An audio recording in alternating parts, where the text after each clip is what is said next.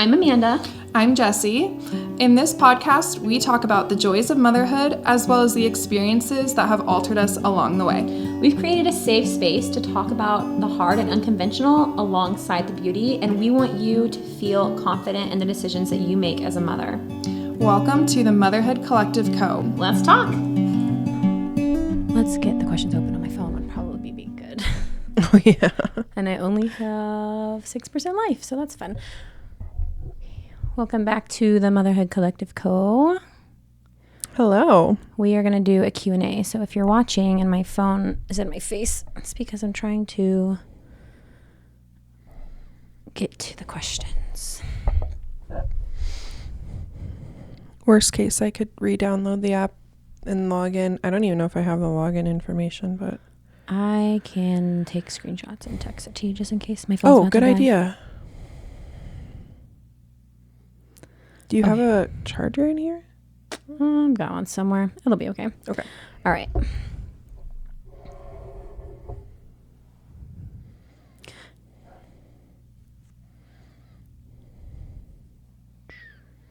Here we go.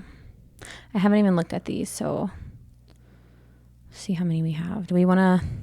There's quite a bit. I don't know if we'll get to them all. Do we want to try to get to them all? Yeah, let's just see where the night takes us. We could always split it up if we need to. Okay. First things first, Jessie mentioned before having higher cortisol levels. How is she feeling and what did she do to help? Oh, wow. I'm like in the midst of figuring all of that out right now. I'm on about, I would say like 15 different supplements that are very like staggered throughout the day. There's stuff I have to take like first thing in the morning on an empty stomach, and then with breakfast, between breakfast and lunch, with lunch, between lunch and dinner, with dinner. And you're working with Kate on that, right? Yeah.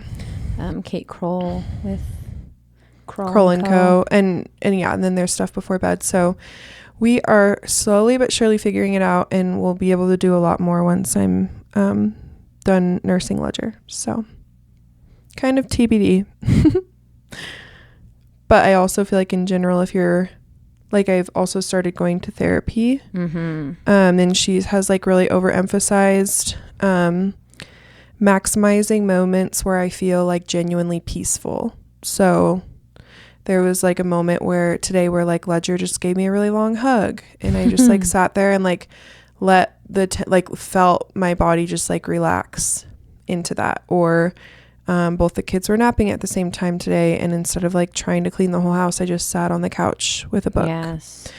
So just like trying to really like carve out time to just be, and I think stepping away from social media has been helpful. I plan to continue that.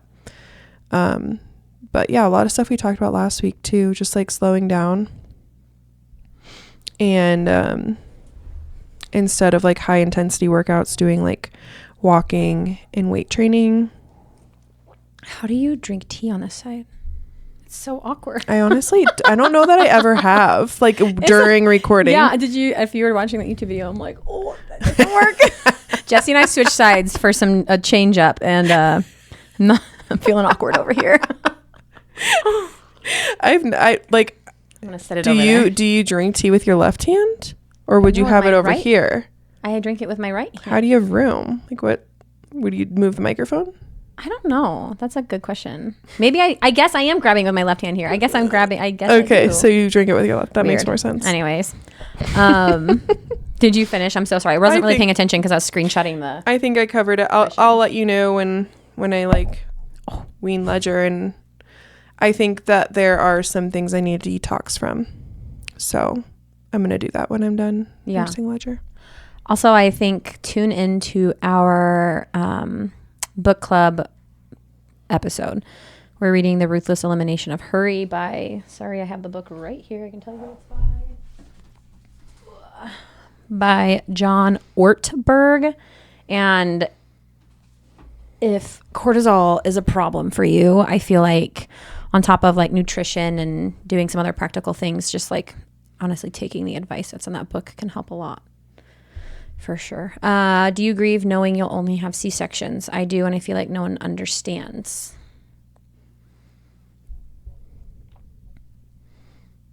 Do you want to go over? I feel like after I had Noah, I had such awful birth trauma and with him, and I think the birth trauma came from I just was not mentally prepared to have a C-section. It wasn't in the realm of possibilities in my head. And then while I was pregnant with Lily, well, the first 20 weeks I was just, and it was kind of like crazy because I dissociated so hard I didn't believe that I was pregnant. But once I did kind of catch on that this was actually happening, I had a really hard time. I did mentally prepare myself that C-section was a possibility, but I had a really, really hard time. I think you had a healthy relationship with it when you were pregnant with Lily. Yeah, I mean, I don't think that I was overly stressing about it, but it made me feel sad. And after I had her C-section, and the doctor's resident, wasn't even the doctor, came and told me that they did a T-cut on my uterus because they didn't cut my skin that way. So I didn't have any idea. I grieved kind of hard, I think, for a while. And then over the last couple of months, just given my specific situation where I try and it's such an awful experience for me every time, I think I actually kind of have peace about it. And I think peace comes from the Lord. So I think the Lord's telling me hey, this is going to be the path for you. And it really is okay. There's nothing more that you can do. And we can try to have a peaceful birth through a planned cesarean next time. So I'm sorry. I'm one of those people, I guess, that isn't relating to you. But I know you are not the same as me. No. So you talk. I feel like this is probably I think I referred to it on our podcast before as my Roman Empire. Mm-hmm. I think that I think about it every day, multiple times a day, about how I have probably, I would guess almost 20 people in my life, and I'm not exaggerating, who have had perfectly beautiful, wonderful home births or birthing center births, who have personally told me, thank you for sharing your story with Sunny. It's the reason I decided not to go to a hospital. And they got to have these really beautiful experiences. And I'm genuinely so happy for them. And every time I hear that somebody is planning a home birth or they have a successful birth of any capacity, honestly, I'm so celebrating that for them. And it also feels hard that I was the person everybody had to learn from, almost that's kind of how it feels a little bit. I think about it every day. I think about the fact that my body just doesn't look the way that it should, and I think a lot of that is from having your abdomen cut open twice. And then I think about just how much I mentally prepared to have vaginal deliveries and unmedicated deliveries and in my home and in water, and that's just always been so important to me. And I genuinely feel that's going to be something I grieve forever if I never get to experience it. I think I do grieve that I didn't get to. I think the piece I have is about future births. Yeah. I think I'll always grieve that Noah's birth didn't go the way I wanted it to, that Lily's birth, because I was dilated to a 10. I pushed for 3 hours. I felt the ring of freaking fire. I felt it. Mm-hmm. And then I didn't get to finish it. Yeah. You know what I mean? So I think I do have that grief of my past C-sections. And I don't even know if my grief comes, I almost feel it's I don't know. I feel I just have a lot of regrets. But then I also think, I don't know, I was just hanging out with one of my friends the other day who has had 4 home births, and she's training to be a midwife, and she's so knowledgeable about birth, and I just think I don't know. I think it's just really hard. It's hard to know all the things, because I feel I know all the things and I will gladly teach anybody all the things, but then I can know all the things and do all the things, and the outcome is still not what I wanted. And that was really hard for me with Ledger's birth. I didn't know all the things or do all the things with Sunny's, but with Ledger I did. Mm-hmm. And I spent a lot of money and a lot of time and a lot of capacity only for it to go the exact same way. Obviously it was so much better, but it was still surgery. I also think with mine that the reason I can't give birth was because I was abused as a child. So there was a lot of actually healing my inner child, and whenever I think about me not getting the births I want and me, I don't know, getting in my head about it, I just picture 4-year-old me saying, I'm just trying to protect us. Do you know what I mean? So maybe that's why I have peace about it, because it's like I'm also protecting this like younger version of myself from myself, if that makes sense. Yeah. But I can see why that would be hard. Well, yeah, and I think I grieve the future of like what our future looks like if this is our story. Yeah. You know, I was so sure I was going to have a VBAC with Ledger. Like I was so sure. So yeah, if we have another C-section next time, then that's kind of like, I don't know, that just feels like that's the trajectory forever. Whereas like a vaginal delivery after 2 C-sections is like almost the exact same risk as a vaginal delivery after 1 C-section. Like the risk doesn't change that much. But I don't think legally anybody would do a vaginal birth after 3 C-sections. That's the hard part to like, get maybe around. Like a home birth midwife, but even then it's like that's a lot when you've never given birth vaginally, you know. So yep, I'm there for you, and if you want to talk, we can voice text about it, because I'm probably thinking about it too. Yeah. How do you feel about cranial helmets? Do you have opinions on cranial helmets?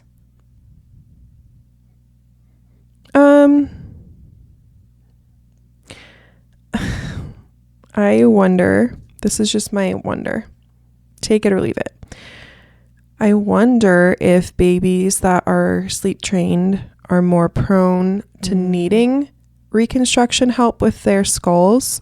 You always have kids, yeah.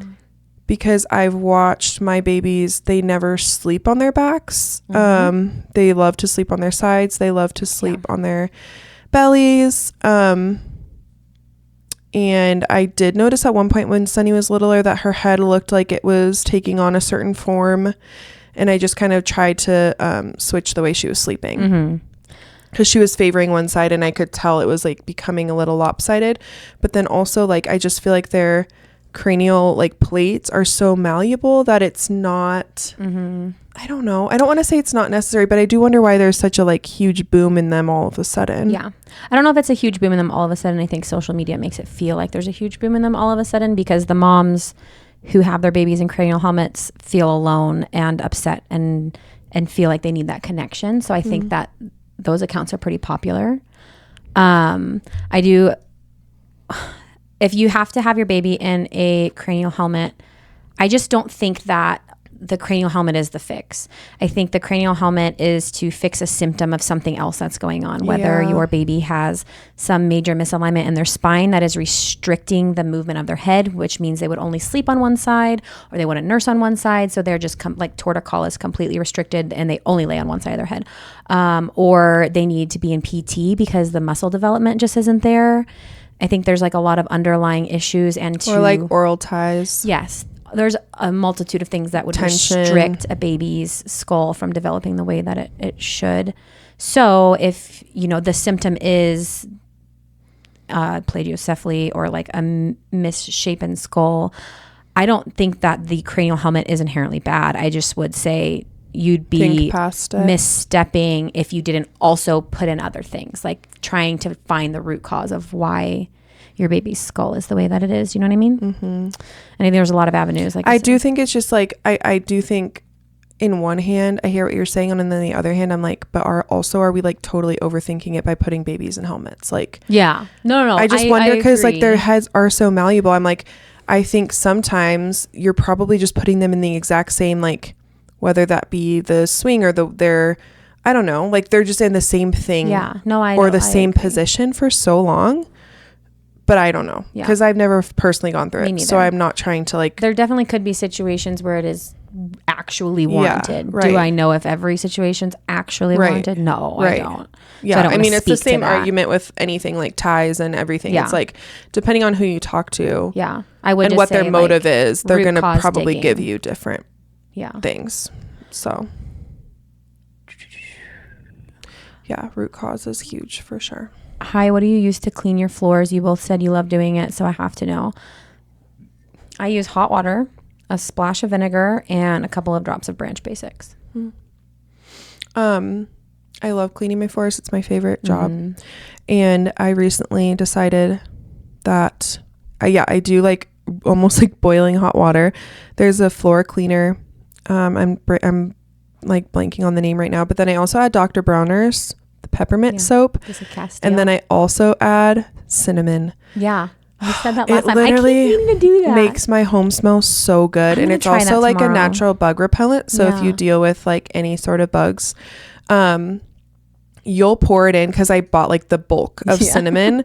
You'll pour it in and you'll be like, surely this will show up on my floor, and it'll make your mop look like gross. It will. It just will. But it smells so good. I'm gonna try that tomorrow. I haven't done the cinnamon, but Branch Basics is basically Castile soap. So yeah, vinegar, water for me, and a drop or two of soap, Castile soap. We are building a home. What are your must-haves for layout or kid-friendly needs? That's a really good question, because I don't know. I feel like layout-wise, we didn't have a lot of options for this house anyways. And you picked your house was already built.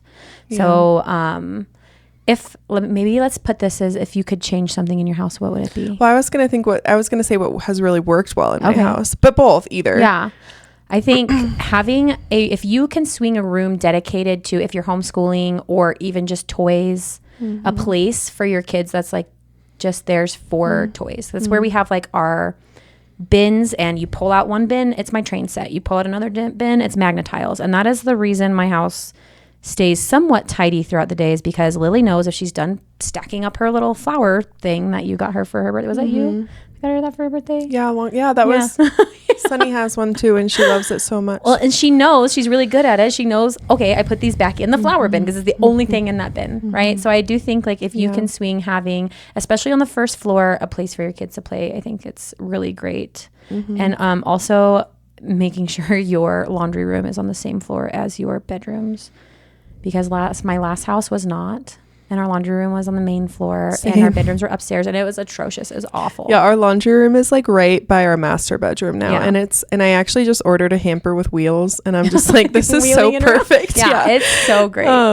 That is a huge thing that I love. And then also I love having like the garden level walkout to the backyard. Yes, no walkout basements, you guys. What is the obsession with walkout basements? Well, I don't know. I did go see a model home a new model home was just put up in our neighborhood.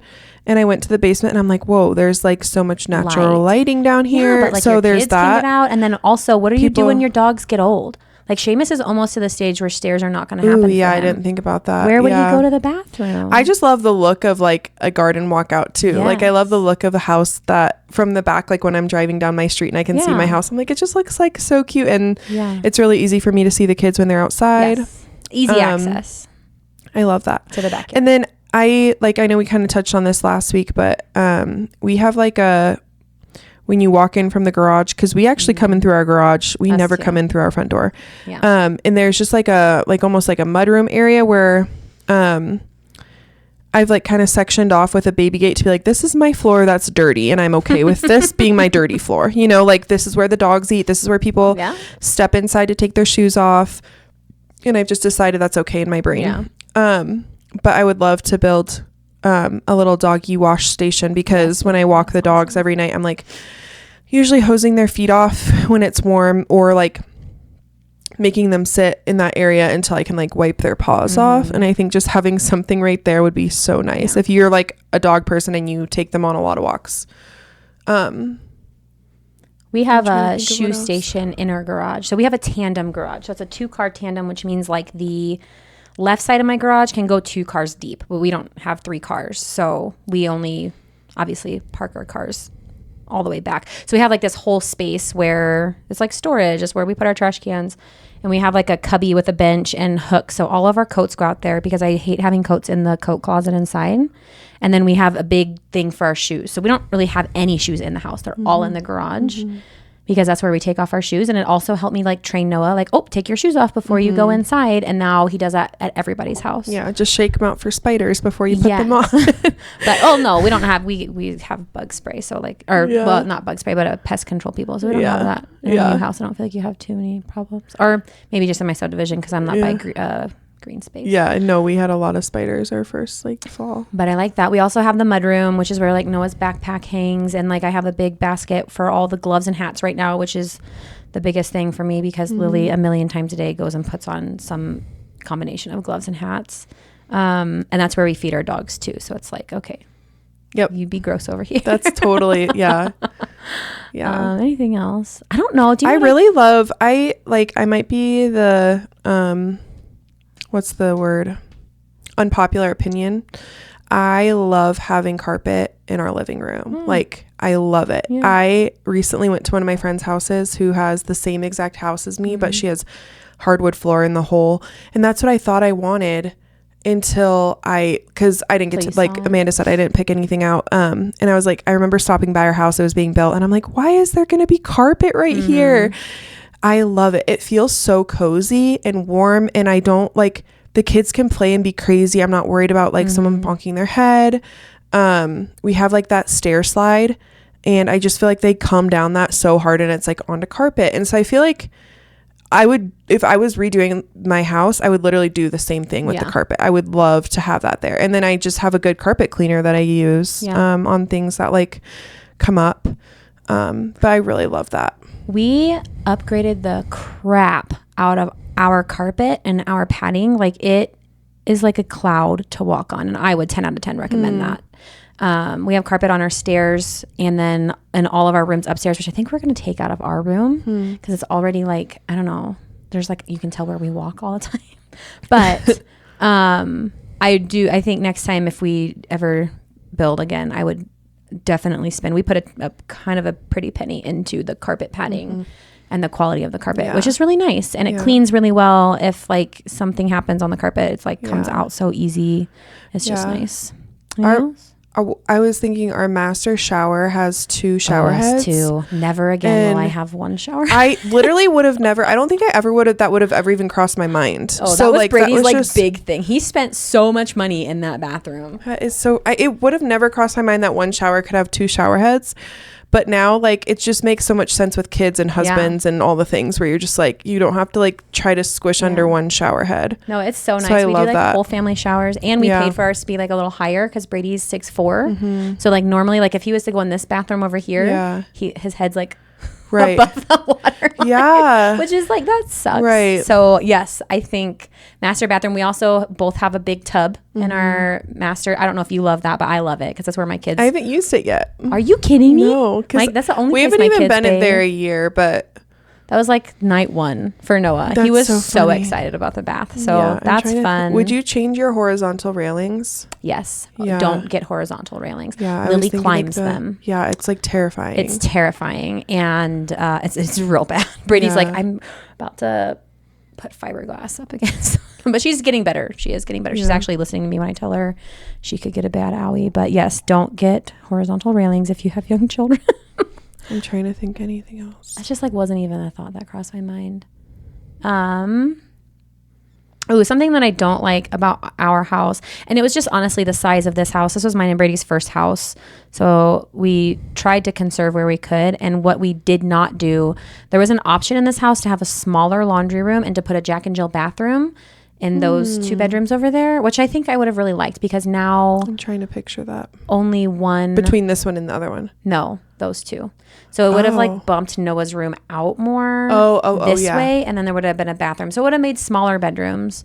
But and you would still have this bathroom? Yes. Oh, yeah. So we have the layout of our houses. We have 2 bedrooms that are clustered together, and then 1 bedroom by itself next to a bathroom. And then my master has a bathroom. So the 2 bedrooms that are clustered together on the other side of the house, they don't have a bathroom. Noah has to walk across the hall, which like not a big deal at all. But I think it would be nice to have like a Jack and Jill situation if my kids were older. So and then I'm over here like we have 4 bathrooms and 2 of them are permanently locked because I only want to clean 2 bathrooms. Like I don't want to clean 4 bathrooms when there's 4 humans that live in my house and Ledger doesn't even use it. Yeah, no, we have 3. But somehow it's like they would just get rotated through, and then you're just like the bathroom in Ledger's room is permanently locked unless we have guests. And then the bathroom that connects Sunny's room with the play workout room, whatever, is also locked because she will go back to the bathroom in there and then not tell me. And then it just sits there. And like, this sounds like ridiculous, but like if you knew the layout of my house, you would see why that's not an area you like frequent. It's just, it's not. And so I was like, we have our bathroom in our master bedroom. And then we have one on the main floor, like use one of those too, just to keep my brain sane. That's fun. I like it. But someday, yeah. I don't think I have anything else that I can think of off the top of my head. I don't think there's anything I would change. Big closets. Our houses both have, you have a ton of closets. I know. But both of our houses so have many closets. Huge walk-in closets. Yeah. So if you have a choice in that, and like that a linen closet. So nice. Yes. A walk-in pantry. Yes, we both have So walk-in nice. pantries. Those are really nice. Yeah, I didn't have a walk-in pantry in my last house, and it was hard to keep organized, but this... I feel like when I was on really social nice. media, there was actually a lot of like videos of people who are designing their houses from scratch, and they were like, here's all the things that you should do. So maybe like look and see if you can search some of that stuff, because like just get different people's opinions. I feel like Jesse and I are kind of similar. We have similar houses. I also feel like I'm just like, I feel like I'm kind of the outlier because I didn't, like, obviously I would have loved to design my house from scratch, but like there's also nothing that I would have changed about my house aside from the fixtures that are silver. But that's like the easiest thing to do. I've already changed out all the ones in my kitchen. And so anyways, that's... How do you keep up with memories, scrapbooks, etc.?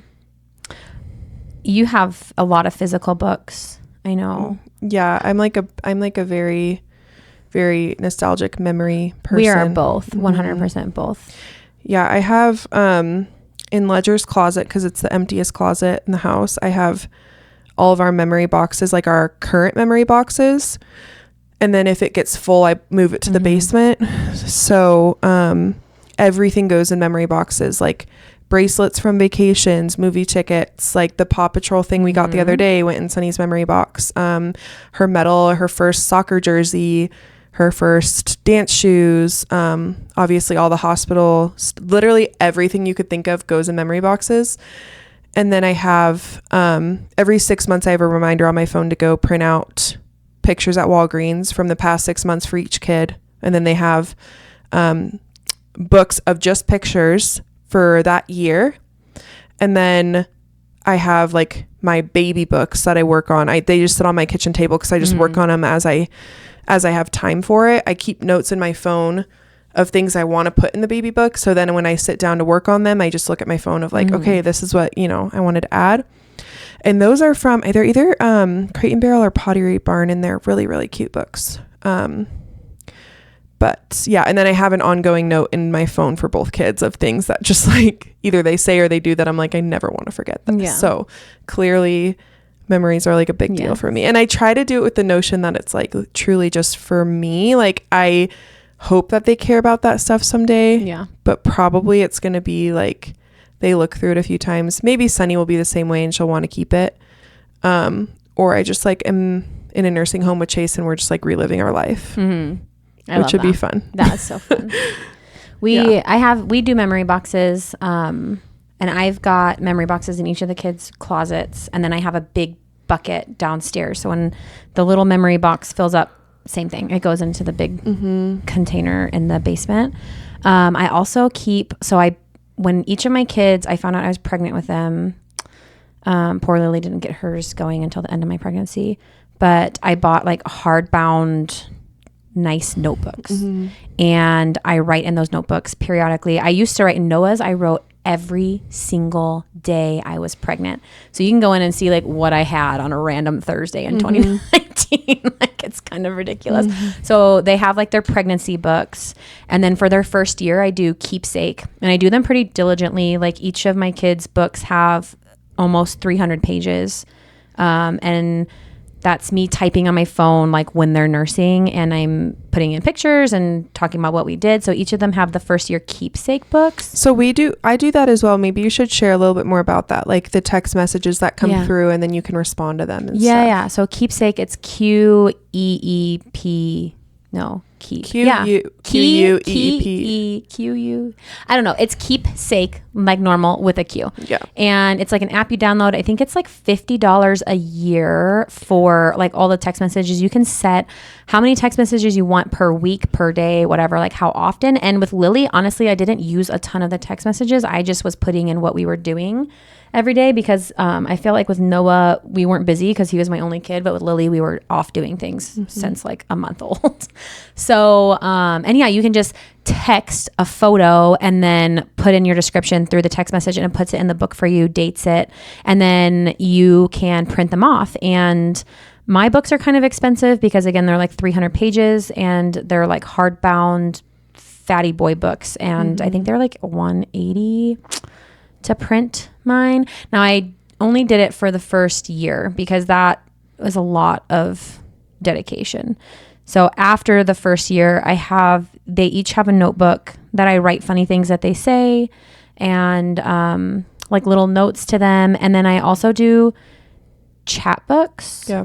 For our pictures right now. Will I always do that? I don't know. I also have like photo books for every holiday, and I print physical pictures for them. So I'm maybe not as organized as Jessie with my memory books, but I have a ton of things going on in all kinds of different avenues.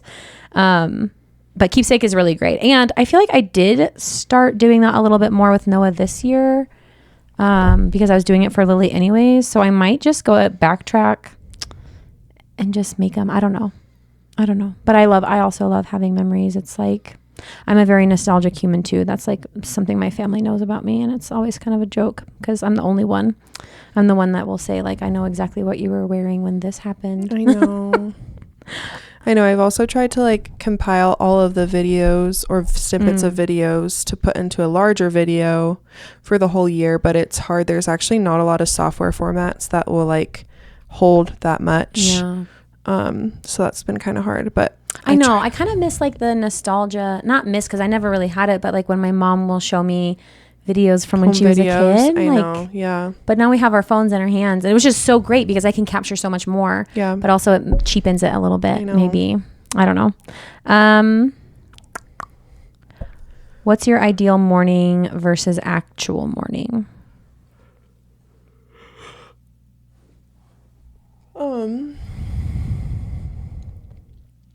Ideal morning is my kids sleep till 8:30 because most of the time they do, but sometimes they wake up earlier than that. And we go downstairs. I either already made breakfast because I thought ahead, or I make breakfast and they play. And then they eat breakfast. I have my coffee while they are upstairs playing, and then I can have my coffee by myself and read my Bible by myself. And then Sunny and I do school while Ledger naps. And then when Ledger wakes up, we all go on a walk with the dogs. Then we come home and have lunch. And I love those mornings, especially when they're like really slow and we don't have like committed plans. Like I love our Wednesday homeschool co-op, but like, and I know a lot of you probably like bring your kids to school every day. I like truly just don't operate that way. Like the get up and go mentality on Wednesday mornings is so hard for me. Even if I prep all the things the night before, snacks, lunches, like clothes, backpack, whatever. It's like, gosh. Well, sometimes I just feel like being a mom comes with, no matter how much you prepare, you're like getting in the car in a rush, which is like so hard for me sometimes. It's like for whatever reason, it just never goes, I don't know. Because someone always poops. Smooth. I mean, there's always something. Or a dog pukes, or it really is, you know. So what's your actual morning? I would say it's like, it is somewhat like that, like pending one of my kids are sick. And I think that's why it's hard, is because, I don't know, maybe I'm not as flexible of a human as I sound like I am sometimes, because I have the expectation that our mornings are going to be slow and kind of quiet. And so when one of them or both of them are sick, it's not slow or quiet, you know? And then I can't usually make breakfast, or B, have my coffee alone, or have quiet time. And then I feel like it just sets me up for like, and usually Sunny doesn't get homeschooled if one or both of them are sick. Yeah. And so all of that is sometimes kind of hard for me, but I feel like it goes somewhat like that every day. Yeah. I don't know. I had my ideal morning the other day when I texted you. Yeah. My ideal morning is I'm up at 5:30. My kids are both asleep till 7:30.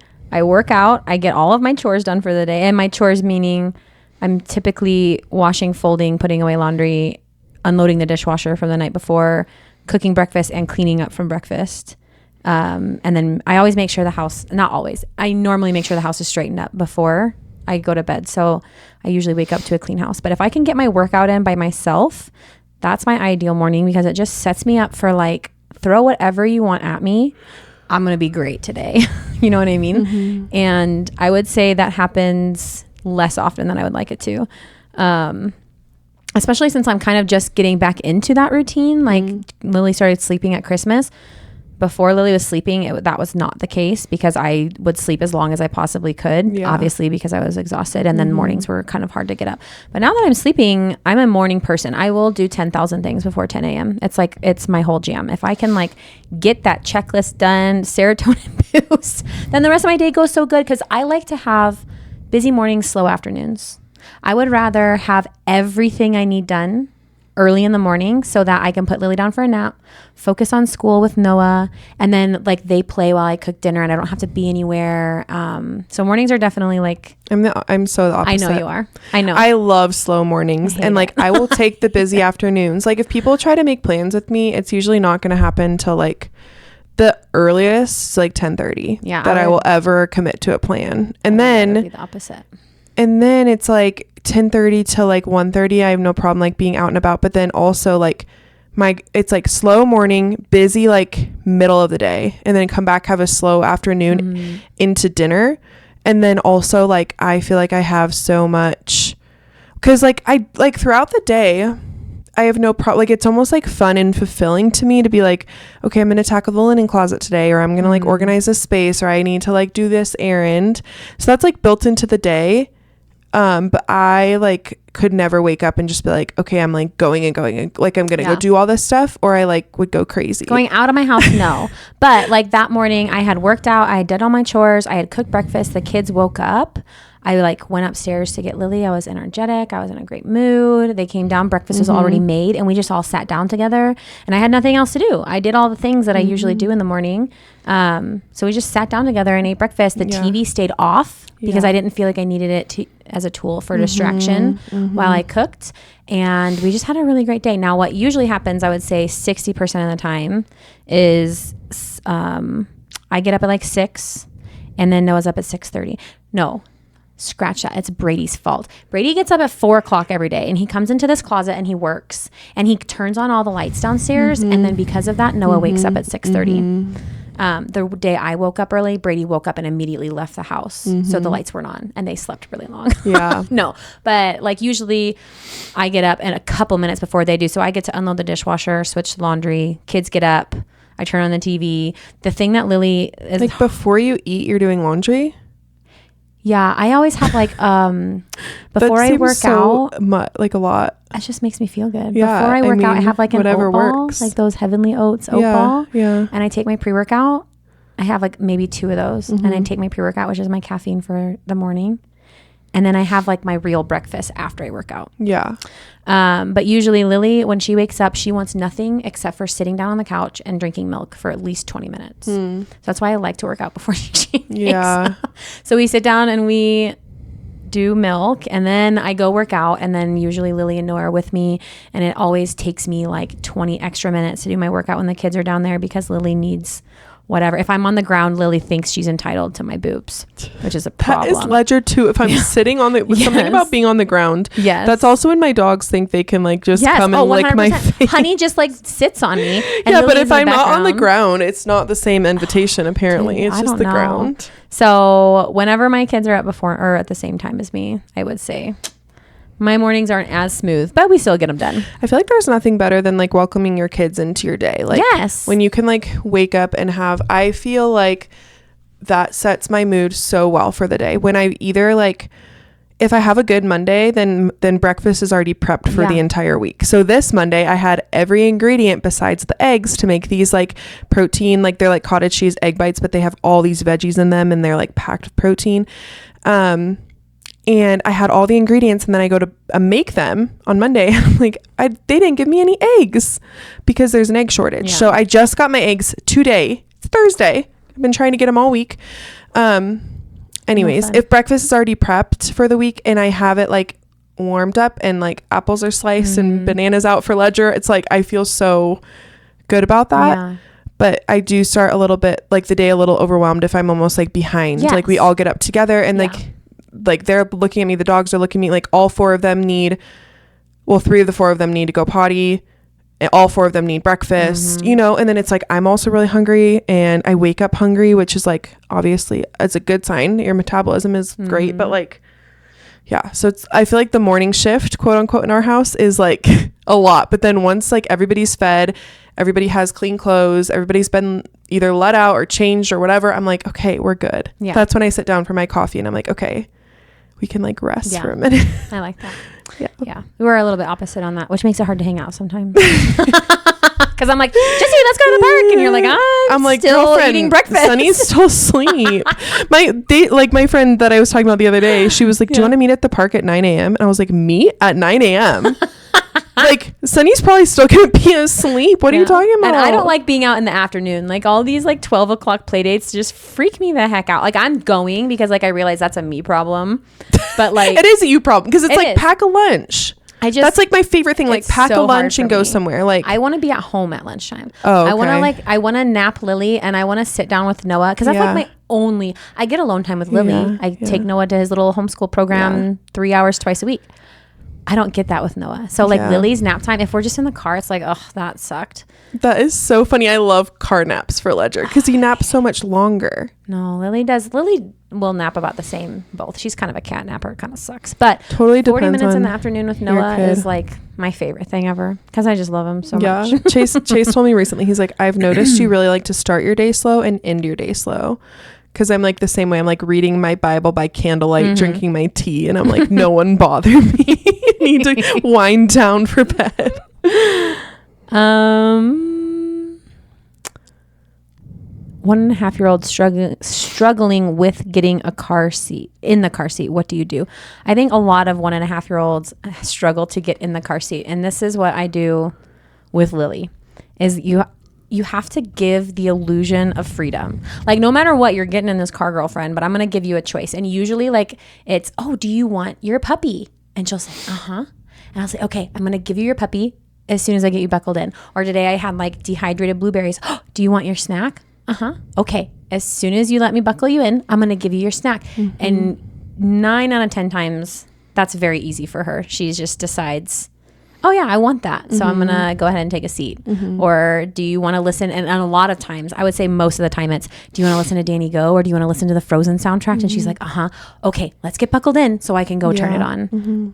Or do you want me to put on your seatbelt or do you want to put on your seatbelt? Because that little clicky part right on her chest she can do. Yeah. And if she wants to do it, then that's an easy one too. Because she's like, oh, I can do this. Yeah. And you're just like giving them choices, which... That's all a toddler wants. Yeah. They want agency. So you're going to give them that. I guess I haven't really ever had like a battle getting them into the car seats, but I do have like a habit of just being really obnoxious, like singing songs or making animal noises, like, and they both just like giggle and think it's hilarious. Yeah. So make it fun. I think like leaving places is probably harder for them. Like, you know, like we're leaving the park and they don't want to leave the park, but it's like, okay, like I'm going to race you to the car. Whoever touches the car first gets to decide what we do this afternoon or like what movie we watch for rest time or whatever. I feel like everything is like a game. When things are a game, it like goes so well. Yeah. And when they're serious and you like get stressed, it's like that's when things go wrong. Yeah. And are you stressed? Because if you're stressed, they're stressed. So yeah. Like just try like throwing them up really high and like making them giggle and then just like put them in their car seat and like tickle them and like I'm serious, I've gone to like extremes to just be so obnoxious that like they can't stop laughing. Yeah. And both they don't care what I do. The choice, even if it's like we've got to go to bed now. Do you want to ride the race car upstairs? Like Brady always like carries Noah, and it used to be like, do you want to do the race car or the airplane? And it was how Brady carried him on the stairs. So it was like he got to pick, but either way we're getting on the stairs. So my kids very much thrive in the we decided to do this mentality. Make them think. Yeah. We are not getting into all of these, so we might have to do a part 2, or we can do the book club book and then another part. I don't know. Yeah, whichever. Ooh, how to survive baby and big kid, dividing and conquering bedtime. No time, just us. I can help you with that. Do you have anything?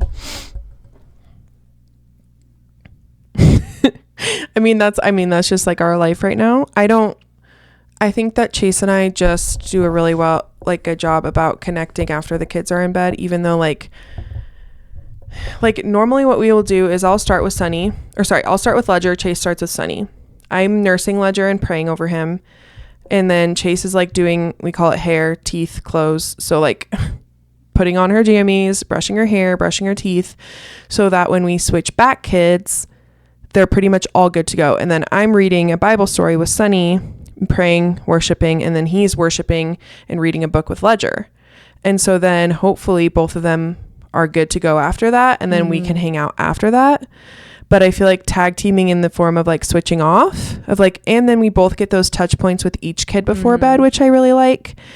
And I don't know, it's just a season. Like, I know that like that probably is annoying. And I remember being like a first time mom with Sunny and like worrying so much, like, oh my gosh, we never have this like nighttime together. But then I've seen the ebbs and flows of seasons, and it's like, okay, but now we're having sex every night somehow, and it's like we're still battling the bedtime stuff. Like, you kind of just figure it out over time, don't you think? Like, and things do get easier. And little kids are only little for a very short amount of time. Yeah. So like, I'll just say that right out of the gate. Like, this isn't going to last forever. Yeah. Your kids are going to be 10 years old soon, and then they're basically adults after that. You're going to like your wish life. You could have done anything. I'm not trying to guilt trip this mom, but perspective is so important in motherhood. And I know that like we kind of base our entire podcast on the perspective of motherhood. Like, I'm pretty sure that's in our intro, but maybe it's not. I don't know. We need a new intro. Anyways, I just feel like it's not to guilt. It's to just like, if we can maintain the perspective, it really, really helps to like be present in these moments and see them as the gift that they are. And I'm not saying I'm perfect. They're like, I just shared last week how I get to this point sometimes where I'm like, it's time for everybody to just go to bed. You know, like at some point we all just need to go to bed. But I think if you can like 90% of the time look at your kid and be like, I've loved you all day. I'm so tired. I cannot wait to go like hang out with my husband or take a shower by myself or whatever it is. But like right now I'm holding you and you're falling asleep, and I get to pray over you. And the other night, Chase and I prayed over both the kids and anointed their rooms, and they slept so well. Like, why don't we do this? Yeah. Why have we just now thought to anoint the room? That was the same night I decided to anoint my dog. Which I'll just like, before people think that's like weird, my dog had a partially confirmed by 2 different vets that he had torn his ACL in his right, they call it a CCL in a dog, in his right hind leg. And all of the things matched up. He had fluid and swelling in his knee, all this stuff. So we were like meeting with a rehabilitation specialist to like basically decide if we needed surgery or if he could like rehab it on his own. And Chase and I were like, this is like so expensive. And like, once you fix one ACL, the other one is like 50% chance it's going to tear. And then there's all these restrictions on their life. And we're like, oh my gosh, like, so anyways, we anointed the kids' rooms, and I was like, let's anoint our dog. Like, let's pray for Benny that the Lord would just heal his knee. Like, of course he can do it, you know? And of course he cares. And he did. He literally just like healed Benny. The next day we have another like rehabilitation appointment, and I'm like, do I even bring you? Like, you are completely fine. But I did, because I'm like, well, maybe you're still masking pain, you know? And they took x-rays. They're like, he's completely fine. He has no fluid in his knee. I freaking love that story. So that's an awesome story. I don't know how I got into that tangent. Oh, just anointing their rooms and praying, and I don't know, finding ways to connect. That's not necessarily just like snuggling in your room by yourself. Like, let's pray over our kids together tonight. I like that. Worship as a family during bedtime. I think that's really good. We had, when we hired the sleep consultant for Noah, she said a lot of kids, most kids will have 12 to 13 hour days. So what time do you want to end your day? And what time do you want to start your day? And she was telling us like the most healthy time for, and whatever, I don't know where she got the stat or anything, but she was telling us the most healthy time for kids to go to bed is like at 1 year old, between 6:30 and 7:30. And then after that between between 7 and 7:30. So like it gets a little bit later. I don't know. So like that's kind of been in my brain. So she would tell us, if you want Noah to go to bed at 7:30 at night, you need to make sure he's awake at least by 7:30 in the morning. So I felt, and she like grounded into my head that a good bedtime routine starts with your morning routine. So like, I don't let Lily would sleep past 7:30 in the morning. but I don't let her do that. I go in and wake her up. That makes sense why my kids are more like 9 to 9 or 8 to 8. Yeah. So if you want them to sleep earlier, wake them up earlier. And I've done that with Noah too. Like he sometimes would sleep past 7:30, but I'm in there and it's like a soft voice and like breakfast is ready for you downstairs. Let's go, buddy. And it's like a fun way to start the day. And then, for us in the meeting, and this was like do you remember this was like such a big worry of mine when I was pregnant with Lily? Yeah. Like, how are we going to do bedtime? And I typically do bedtime by 3 nights a week. I say like Brady works every night. He's home with me 4 nights a week. I really need to calm down and stop being a brat. He is? Yeah. Wednesday nights, Friday nights, I didn't Saturday even know nights, Sunday nights. We have 3-day weekends and he's home Wednesday nights. Like I actually didn't know that about you, because even on our book club on Saturday, you're like, I've done bedtime by myself for 3 years straight. Yeah, I know. I'm really dramatic. So on Monday night, I'm glad it's not all the time. Like I would actually probably be a single mom. Yeah. The Wednesday nights is relatively new. He kind of just started that a few months ago, and it's going to go away soon. But even then, I still have 3 nights of help, which is better than most We're people. both dramatic though, because I have 3 weeks. I have 3-day weekends with Chase every weekend too. So calm down. But so when I'm by myself, actually putting the kids to bed by myself goes way more smooth than not, because at 6:45 and it's winter time right now. So in the summer, we definitely do this later. But at 6:45, we come up and we do like teeth, and if we need a bath, we'd start that at 6:30. And then I'm in Noah's bed reading books to both of my kids at 7 p.m. every night, unless I'm just putting Lily to bed by myself and Brady's taking Noah. And then we read books. Noah likes 2 books and he gets 2 scratches still to this day. So particular. I sing Twinkle Twinkle Little Star twice, which takes all of 45 seconds. And then I kiss him goodnight and I go lay down with Lily. Now when I come out of that room at 7:30 and Lily's asleep, then Brady and I have the rest of the evening, because Brady's usually just getting home. But when Brady and I are together, I go in at 7:00 and lay down with Lily, and Brady goes in at 7:00 to start bedtime with Noah. And we both walk out about 7:30, 7:45. And then we have the rest of the evening together, and we usually go to bed like 10:30. So that's a good amount of time every evening. So I think just finding, and that doesn't mean that routine would work for everybody, but finding your routine and prioritizing, I don't know, connecting over the TV, you know what I mean, at night, is the only answer I really have for that. But I will say it does make a big difference when you start your morning routine well, prepping for bedtime later that night. Yeah, totally. That makes sense. Okay, we are at 52 minutes. Do we want to do any more? We could just do one more, yeah. Okay.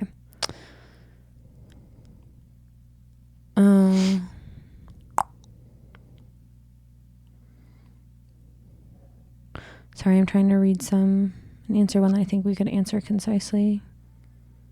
Is that even an option for us? I don't know. Oh, what happened to the sleep consultant? Katie can't find her. I'm pretty sure she deleted Instagram. She was kind of on that train before Jesse and I got on it. And you can just go to the notsotiredtoddler.com.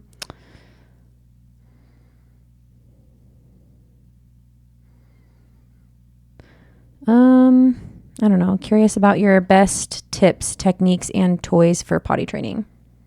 Toys? Like maybe a little potty. I don't know. I feel like there's like potty training aids. My biggest tip is stop putting pressure on yourself to potty train them so young. I feel like there's like this weird... There's a weird group of people that think you have to potty train by 2 years old. It's the same camp, I think, of people who think that like having 2 kids under 2 or 3 kids under 3 gives them this like hierarchy in motherhood. I feel like it's just like the same kind of concept. Like, oh, my baby is doing elimination communication at 6 months old. Like, I love that for you. I'm actually not judging you. It's about when you start like, you know, when other moms start seeing that, thinking they should be doing the same thing. I waited to potty train Sunny until she was almost 3 years old. It was the easiest, breeziest situation of my life. She never regressed. It has literally been, and I was so scared to potty train her because I had heard it's like so hard and there's all these accidents and there's I don't think she ever had an accident. I went on a walk with a mom who told me that potty training was the reason she stopped having kids, and she literally goes to a hotel while her husband does it because you're just forcing them to do it too young. I think my biggest advice is honestly wait till they're almost 3. If they're a little boy, maybe even wait a little bit after 3. free and just like let it whatever, just like why does it matter, make it fun. And I wouldn't even do like the force all the fluid and try to like, no, we just had such a like easy transition because I waited till she was ready. And also I had like this, I still have it because I hate public restrooms, and so we have a potty in the back of our car that you put liners in, and then you like can tie them up, and it's like a very easy, clean process. And that helped us too when we were out and about. There was a consistent potty that she had no matter where we were. We could pee in the back of the car. Yeah, I like that. I had a tip from Brady's cousin who told me, she's like, don't get training potties and put them in your house. No, I don't understand. And she told me that, and she's like, because you're going to train them on that potty, and then what you're going to be at Target, and they will not know how to use the restroom. She has 7 kids. So I listened to that. I was like, okay, no training potties. I did get like a little toilet seat that can just like go on our those toilet things seat are really helpful for like the first couple of weeks, because like his little butt is so tiny. But no, so it was funny. I had my miscarriage in, what year was that? 2022. And it was in April, and we took a road trip. What was it? A couple of weeks after that. It was like maybe a month after that, 2 months after that. And we're driving, and when we would stop to go to the bathroom, Noah's with me all the time because he was a little toddler and that's what they do. And he was begging to go to the bathroom on the toilet. So much so, and he was like 2 months away from being 3. Yeah. So much so that I was taking off his diaper and I was letting him go on the toilet. And I'm like, I'm not potty training yet, because we had one more road trip coming up, and I'm like, and also like I had just had a miscarriage, and I was terrified to potty train from all these moms who terrified me of potty training. So I'm like, I cannot mentally take this on right now. Finally, after our June road trip, so this was June of 2022, and he turned 3 at the end of July. I bought like a big present, because Noah's love language is gifts. So hard. It's so hard, gifts. And just like reward systems. So I bought a big present, and I wrapped it in some brown butcher paper, and I drew underwear on it. And I said, this is Noah's potty present. And I put it up on our fireplace, and I told him, and I bought, it was like a little magnet, sticker chart with magnets. It was dinosaurs that I hung in the bathroom. And I said, if you go 3 days without having an accident, you get this big present. Well, I mean, Noah potty trained in about 20 minutes. It was not hard. And I also waited until he had dry diapers, because I didn't want to do the pull-up thing. Yeah. And he's never used the pull-up. We just immediately took off his diapers, and he slept in underwear that same night, and he has been fine.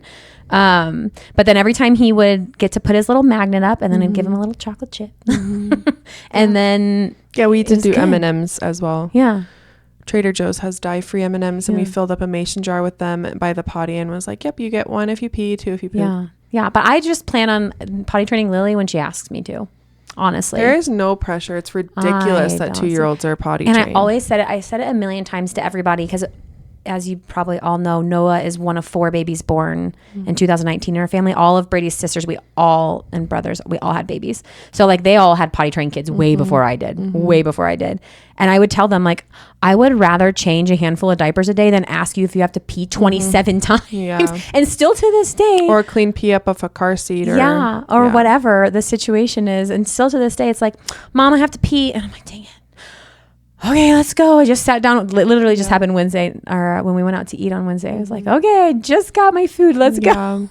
So yeah, and don't if that worry about stuff, I mean, you guys know I'm like the most like avid researcher on the face of the planet, but like I have never read a book that tells me how to parent. Like there are these like book club books that we've been reading that are like so wonderful and lovely, but like I've never read a how-to book or like even potty train. I just feel like you like know your kid and you figure out what works for them. And I just had so much peace that like when the time was right, I would feel good about it. Yeah. Kind of like flipping Sunny's car seat forward. I was like, you just don't have peace about it till one day you do. You know? I don't know. That's kind of my mentality with motherhood. Yeah. Just don't do anything you don't have peace about. And then when you do it. I guess we also have the privilege of our babies are just home with us. So maybe there is a situation where you've got to take your kid to daycare and like diapers aren't. Maybe, yeah. There might be something. So like take that with a grain of salt. Our perspective is our babies are home with us. So I just know if you have the choice and you do it too soon and then say you like have another baby or you move or whatever, like it's pretty high chances they're going to regress and you're going to have to do it again. Yeah. So that was funny because Susan, my mother-in-law, that was something she told me too. She goes, I tried potty training Colby, which was her first when he was 2. She goes, it was the most horrendous experience of my life. So I put his diapers back on, and we did not potty train until he was almost 4. And that like almost gave me permission. I'm like, oh, okay. It just needed to hear somebody else say like, it's not crazy. My like, 3-year-old in a diaper is okay. Yeah. So it is okay if your 3-year-old's in a diaper. Yeah. It really is okay. And if they need pull-ups longer than that, like whatever. They're not going to go to college wetting the bed. I would say most kids wear pull-ups through age 5 overnight. Noah's even. kind of a unicorn. And I don't know what to expect with Lily. Yeah. I just know our mattresses are too dang expensive for me to have to worry about them getting ruined every night. Yeah. And it's like, regardless of the mattress protector, I don't want to wash sheets every day. I know. That would be awful. And also just like she was so, actually I'm not going to share that on the podcast, but I'll tell you. Okay, when we turn it off. Yeah. I think I was going to say something too, and I'm like, oh no, I'll share that when we turn. Yeah, gotta be careful about what you say about potty training. All right, we will see you guys next week, either with more Q&A or the book club book. We'll decide later. Bye-bye.